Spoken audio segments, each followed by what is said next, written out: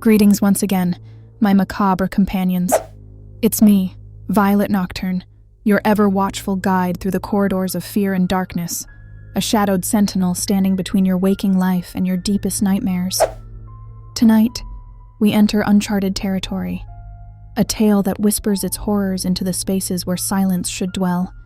You must listen, and listen closely, my dear, for tonight, sound itself becomes a predator. Shall we begin? Of course we shall. After all, curiosity always wins, does it not? Our story takes us to a modest recording studio, buried deep in the bowels of a once thriving city. Within its padded walls, we meet our protagonist, Sam, an out-of-work sound engineer clinging desperately to fragments of a forgotten past. Sam was once a virtuoso of audio manipulation, a wizard behind the mixing board. But lately, the industry's cruel indifference had relegated him to chasing freelance gigs, his talents left to decay, like the aging equipment in his studio. As he sat, headphones clamped over his sweaty hair, he stumbled upon something extraordinary, or perhaps extraordinarily cursed. It began when Sam received an anonymous job inquiry. The email was curt, devoid of pleasantries. The task? To restore and clarify a corrupted audio file. The clip consisted of static and an uneven pulse, a sound that somehow felt alive. The pseudonymous sender called it the Harbinger tone. A ridiculous name, Sam thought at first. And yet, as a man burdened by overdue rent and an ever-shrinking portfolio, Sam accepted. Like an audio surgeon, he isolated the frequencies and amplified the whispers beneath the chaos. But what he unearthed was no ordinary sound. The whispers carried voices, layered, echoing, and unmistakably human. Faint screams woven into distant murmurs. And then, more unsettling still, one voice alone began to emerge more clearly. "You're listening, aren't you, Sam?" The voice hissed into his headphones. His breath caught. He tore the headphones off and scanned the room in confusion. The file couldn't have had his name stitched into it. No, that wasn't possible. Digital files don't learn. They don't adapt. Or so he thought. Against his better judgment, Sam pressed forward.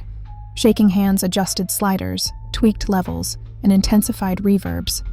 As the voice grew clearer, so too did the oppressive tone of the studio. Enclosed by layered foam meant to dampen noise, the silence itself turned hostile. His fingers itched unbearably, as unseen vibrations crawled beneath his skin. The voice called him again, this time louder. "Listen closer, Sam. You'll find more than answers. It'll all make sense." At this point, my dear viewer, I ask you, have you ever wondered if silence is not the absence of sound, but rather its burial? You are certain you sit alone in your room now, aren't you? Certain those faint creaks are the house settling, or are they whispers trying to rise above the quiet? But I digress, for now. Sam's curiosity metastasized into obsession. Hours blurred into days, and he neither ate nor slept as he replayed the audio. The voice's pleas became warnings. Their warnings turned to threats. Then, suddenly, the whispers provided coordinates, geographical coordinates etched in static. Haunted and desperate to complete the job, Sam followed them. The location? A vacant concert hall at the city's outskirts, crumbled and decaying. The auditorium was hollow, a corpse of its former grandeur. Yet in its heart lay a single microphone, beckoning him like a siren's call. What would you do? Would you turn back, knowing the stakes? Or would the pull of answers compel you to step forward? But we already know the answer, don't we? Curiosity triumphs. Every single time. Sam approached the microphone. Static engulfed the air around him. He reached trembling fingers toward it. The instant his skin touched cold steel, the whispers erupted into a piercing cacophony. Humanity's collective terrors poured from the silenced mouths of the damned. He tried to wrench his hand away, but his body betrayed him. And then, above all noise, one voice rang clear, crystalline, and damning. Welcome to the chorus, Sam. The sound wasn't just heard. It was felt, tasted, saturated into his very soul. And then, silence. Sam dissolved, his form no longer visible, his being absorbed into the microphone, a new melody in an infinite, dreadful symphony. The harbinger tone, once an abstract warning, had claimed a conductor of its own.